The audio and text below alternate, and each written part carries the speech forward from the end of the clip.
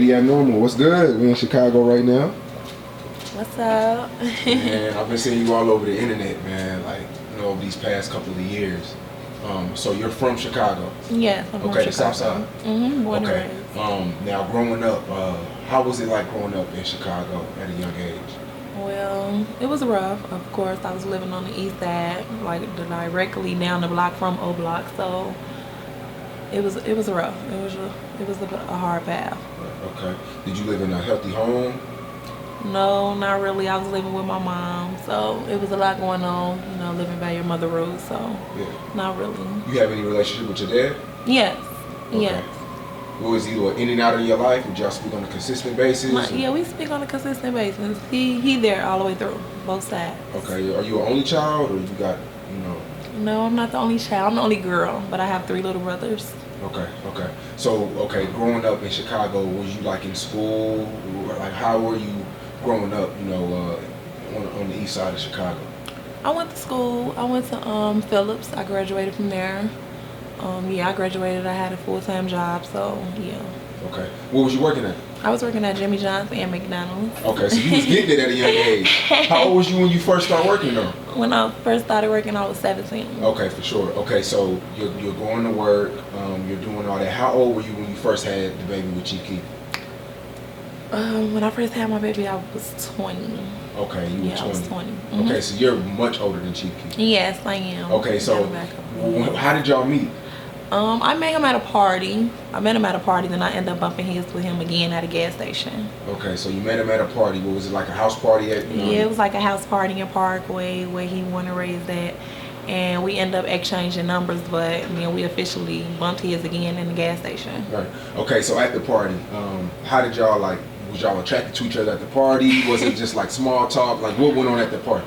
Well, he wasn't attractive. He wasn't something that I think that I was gonna talk to, so I was just like, so okay. So you wasn't attracted to him? No. Okay.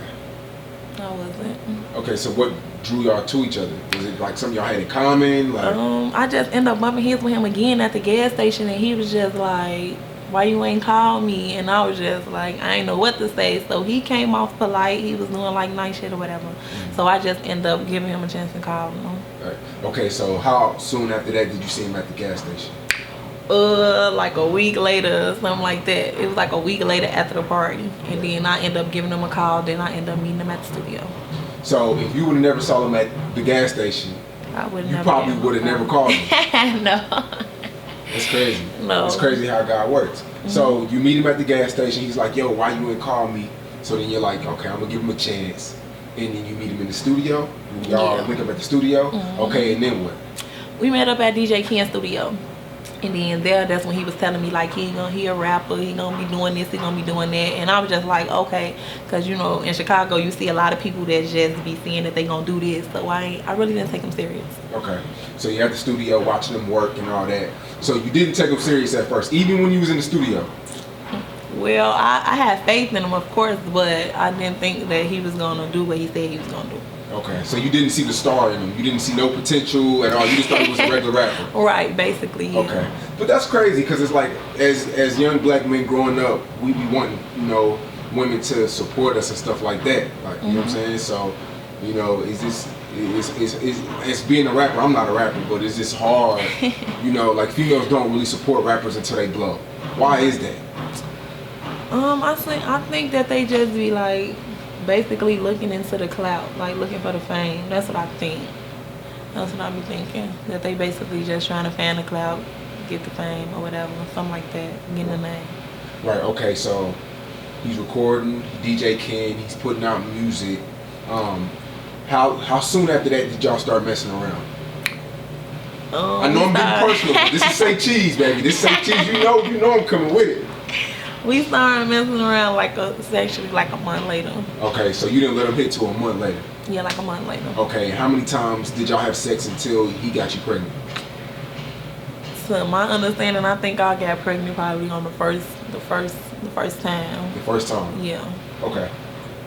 So you didn't know you were pregnant until?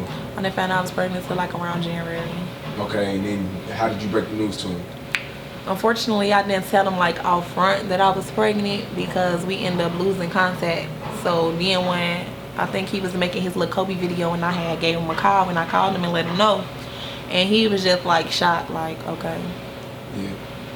So why'd y'all lose contact? Was it just kind of like a fuck and then, you know, quit? No, it wasn't like that. It's just that I was like in and off. I had like a rocky little relationship or whatever. So I was basically trying to fix the things that I had going on with my. So Sosa was like the side piece. Yeah. Like the side piece. You know, when you was getting it in with Sosa when the other nigga was acting right. Right, basically. Okay. So you tell Chief Keef that that y'all have a baby on the way. Did that mess up y'all relationship or y'all friendship? Well, I believe so. Yeah, it did. It did, because it seemed like he started putting distance into the conversations and the phone calls. Right. Okay, now Chief Keef, he releases Bang, he releases all his hits. What was the relationship like as he gets bigger and bigger? It's like the conversations just got shorter and shorter. Like, it seemed like he just started getting distance away. But as he started getting bigger and bigger, I give him a call like every blue moon. And it was just like, it wasn't nothing. It wasn't nothing anymore. Yeah, okay. So Chief Keef blew up, and then, you know, when I first really, because Chief Keef has multiple baby mamas, but how I found out about you is because, you know, you put sex stubs online, you put, you know, 50 grand, I finessed him out of 50 grand, Why go that far? I feel like my baby, I take that serious. Like, I feel like I was there for him through everything, like from the beginning to the end. And I feel like no matter what, that's our child, and you shouldn't want to neglect our child. So I did it out of rage. I was mad, and I just did it out of rage. Do y'all still talk now? Me and Keith? Yeah. No, we don't talk. Okay. Does he come see his kids? Or, no, he like absolutely have nothing to do with my child whatsoever. Like.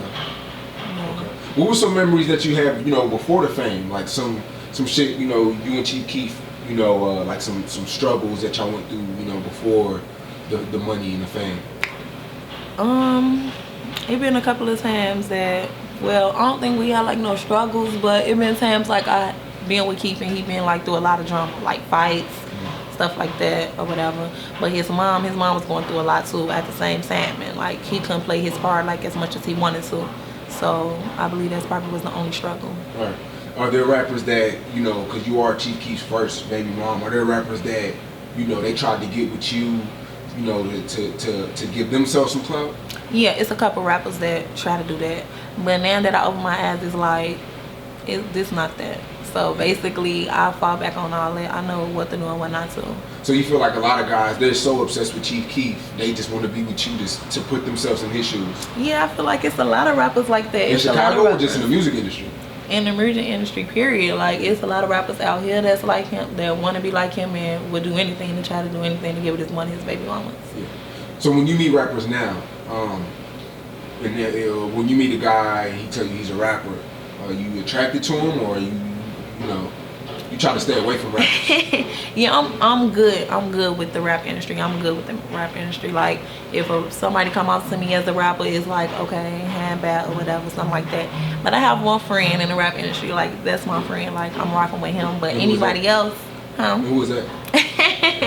The only person I'm rocking with, like, in the rap industry right now is Mikey Dollars. Like, okay. That's my friend, whatever. But everybody else, like, that's cut off. Like, it's too much clout seeking. Okay. Now, you know, Chief Keef, how many kids does he have that you know about? According to me, 6, but according to everybody else, 8. Okay. What's your relationship with the other baby moms? Me and the other baby mamas, I feel like everybody be trying to target me for some reason, I don't know. So I really don't rock with them like that. But it's like 2 of them that I feel like we can see at every now and then. Okay. I mean, you are the loudest one out of the pack. You know what I'm saying? Like, y'all don't really see too many other baby moms slandering him on social media. Right. Is that why you know, is that the reason why you think they treat you a certain type of way, or, you know, have that certain image on you that you're ratchet and you're loud and stuff like that? Probably so. But I feel like it's just that by Keith claiming they child, they feel like they on this high horse. That's what I feel. That's what I feel that it is. I don't feel like it's because I stand out. I feel like they just feel like Keith gave them that 2 seconds of fame of posting their child, and they feel like they on this high horse. Yeah. So basically, yeah. Okay. Do you still have him under paperwork, or is it just more of a mutual agreement now? Yeah, we still going through courts. Right now. hopefully we come to an agreement. But until then, I'm gonna still keep moving forward to what I gotta do. So yeah, we still going to court. Ain't no agreement yet because he's not coming, but his attorney's coming for him. So unfortunately, we should have an agreement somewhere in between January and February.